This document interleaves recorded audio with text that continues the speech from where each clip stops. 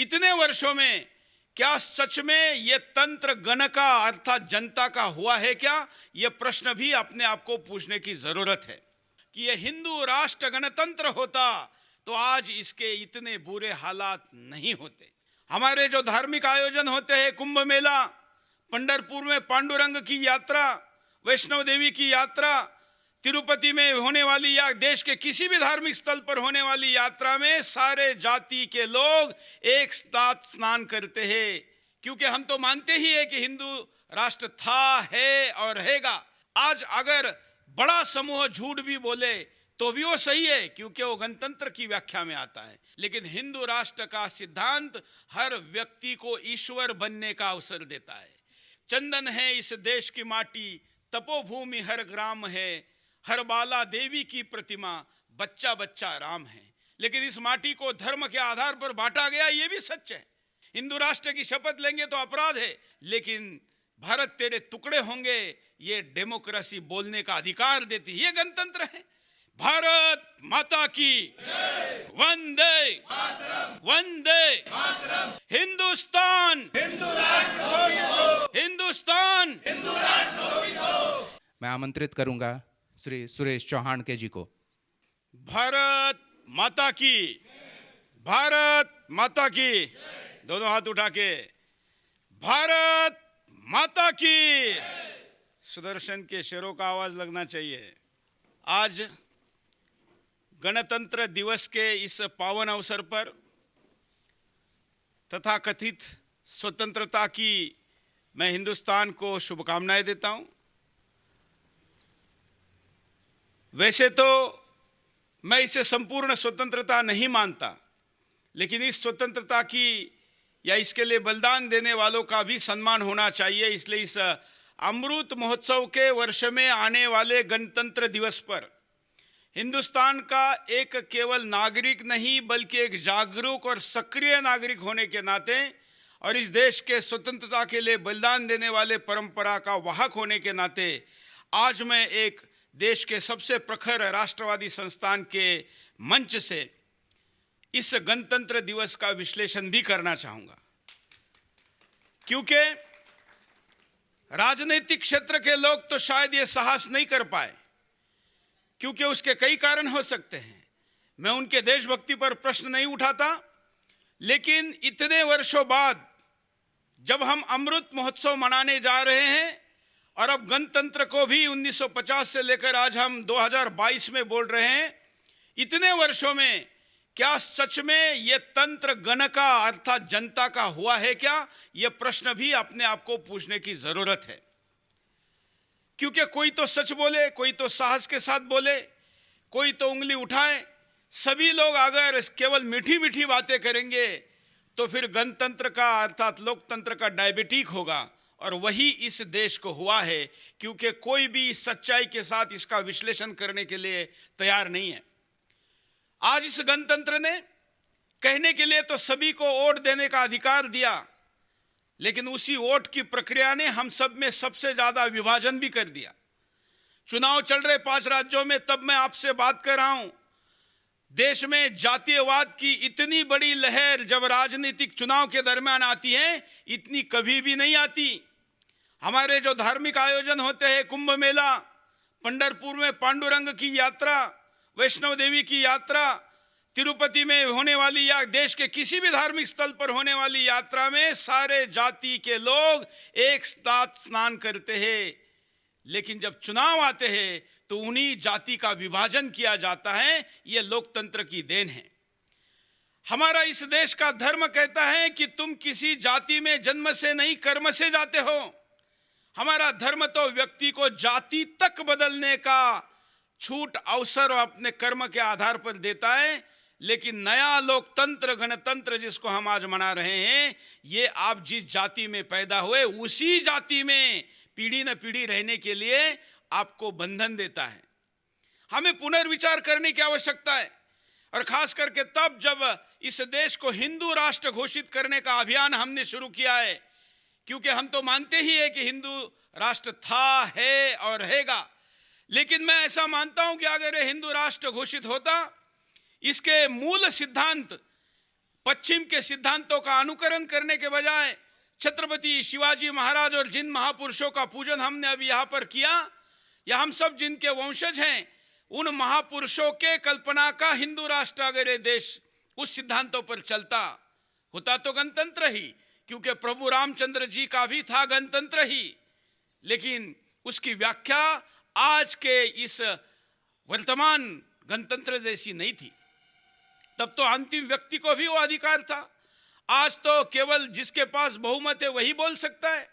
वो सच बोल रहा है झूठ, ये मुद्दा नहीं है, वो कितनी बड़ी संख्या में बोल रहा है अर्थात बहुमत में बोल रहा है, ये आज के गणतंत्र की स्थिति है। आज अगर बड़ा समूह झूठ भी बोले तो भी वो सही है, क्योंकि वो गणतंत्र की व्याख्या में आता है।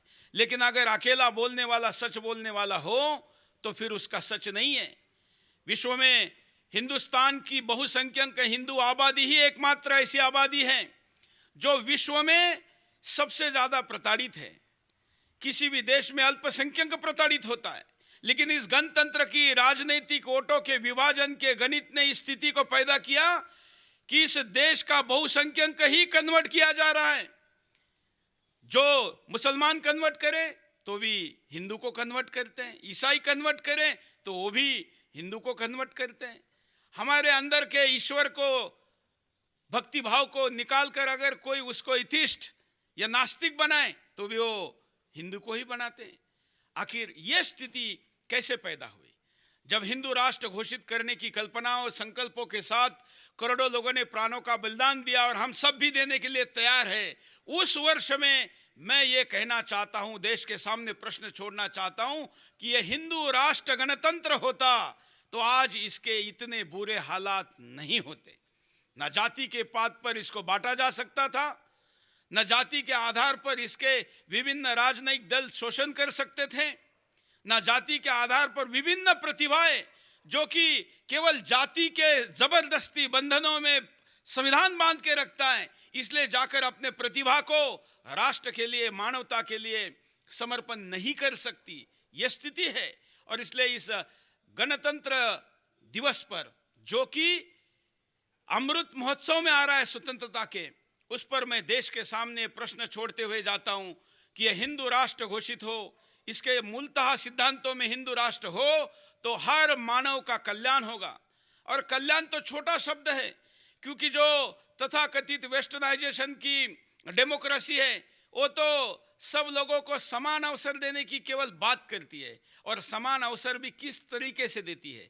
समान अवसर ज़्यादा से ज़्यादा आपको देश का प्रधानमंत्री बनने की देती है, लेकिन हिंदू राष्ट्र का सिद्धांत हर व्यक्ति को ईश्वर बनने का अवसर देता है।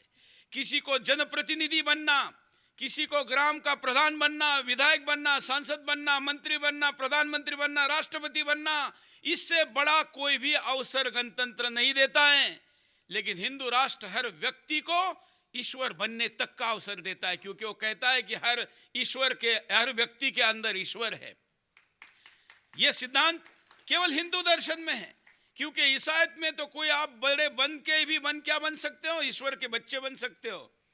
इस्लाम में आप ईश्वर के, अल्लाह के ना बच्चे बन सकते हो ना उसके मैसेंजर बन सकते हो, क्योंकि मैसेंजर भी आखिरी मोहम्मद पैगंबर थे, वो चले गए। अब इसके बाद कोई मैसेंजर भी नहीं आएगा, नबी नहीं आएगा। लेकिन हिंदू दर्शन में आप, मैं और हर व्यक्ति ईश्वर बन सकता है, ये उसके अंदर का सिद्धांत है। और इसलिए मेरे हिंदू राष्ट्र में जहां हर व्यक्ति, हम कहने के लिए तो कहते हैं, जब गीत गाते हैं तो हमारे लोग कहते हैं कि चंदन है इस देश की माटी, तपोभूमि हर ग्राम है, हर बाला देवी की प्रतिमा, बच्चा बच्चा राम है।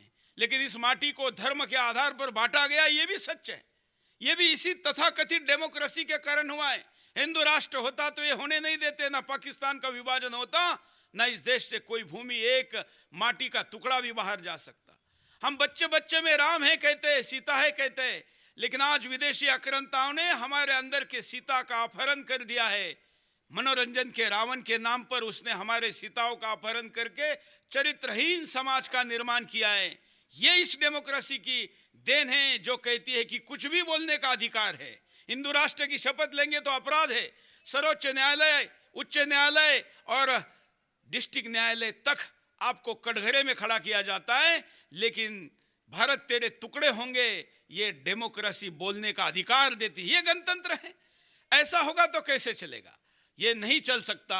और इसलिए आज बड़े जिम्मेवारी के साथ, मुझे पता है कि आज मेरे इस संबोधन को कई लोग कहेंगे कि आज के गणतंत्र दिवस पर इसको बोलना चाहिए था क्या, बल्कि मैं आज ऐसा मानता हूं कि कम से कम आज मेरे बोलने के अधिकार का कोई विरोध नहीं करेगा, क्योंकि जिस बोलने के अधिकार की आज बात करते हैं, गणतंत्र की आज बात करते हैं, वही गणतंत्र मुझे बोलने का अधिकार देता है। और वही मैं उस अधिकार का उपयोग करते हुए यहाँ पर हिंदू राष्ट्र को घोषित करने की मांग करता हूँ। आप सब लोग दोनों हाथ उठाकर इसका समर्थन करें, यह अपेक्षा व्यक्त करता हूँ। जो टीवी के सामने भी इस भाषण को देख रहा है, इस संबोधन को देख रहा है, ये मेरी सुरेश चौहान की वाणी नहीं है। इस गैलेक्सी में स्वर्ग में बैठे हुए महापुरुषों की भी यही अपेक्षा है। और इसलिए टीवी के सामने जो खड़े हो भी हाथ उठाइए। भले हमारा कैमरा आपको ना दिखा पाए, ना जनता आपको देख पाए, लेकिन आपकी अंतरात्मा आपको देखेगी और आपके महान पूर्वज स्वर्ग से आपको देखेंगे कि टीवी के सामने हिंदू राष्ट्र की मांग करने के लिए मेरा वंशज अकेला ही टीवी के सामने खड़ा है। भारत माता की वंदे वंदे। मैं कहूंगा हिंदुस्तान, आप कहेंगे हिंदू राष्ट्र घोषित हो। टीवी के सामने वाले भी कहिए, इसको यूट्यूब पर, फेसबुक, ट्विटर या बाद में रिपीट देखने वाले भी कहिए, हिंदुस्तान हिंदुस्तान। यही आशा के साथ हमारे इस डेमोक्रेटिक गणतांत्रिक अधिकारों का मैंने यहाँ पर वहन किया है। मैं आशा करता हूँ कि देश की संसद, देश की सर्वोच्च सत्ता के साथ ही इस देश का जनमानस भी आज के इस संबोधन को गंभीरता के साथ लेकर इस अमृत महोत्सवी वर्ष में हम स्वतंत्रता को पूर्ण करने का अभियान का प्रारंभ करने जा रहे हैं। क्योंकि हम मानते हैं कि यह स्वतंत्रता पूर्ण नहीं है। इसकी पूरी रूपरेखा आने वाले दिनों में आपके सामने रखी जाएगी। उस रूपरेखा के साथ हिंदुस्तान का हर व्यक्ति जुड़े और जो आज मैंने संबोधन किया है उसको पूर्ण लागू करने के लिए आपका समय हमको दे, यह आशा व्यक्त करता हूं। आज पुनः आप सभी को शुभकामनाएं। धन्यवाद। नमस्कार।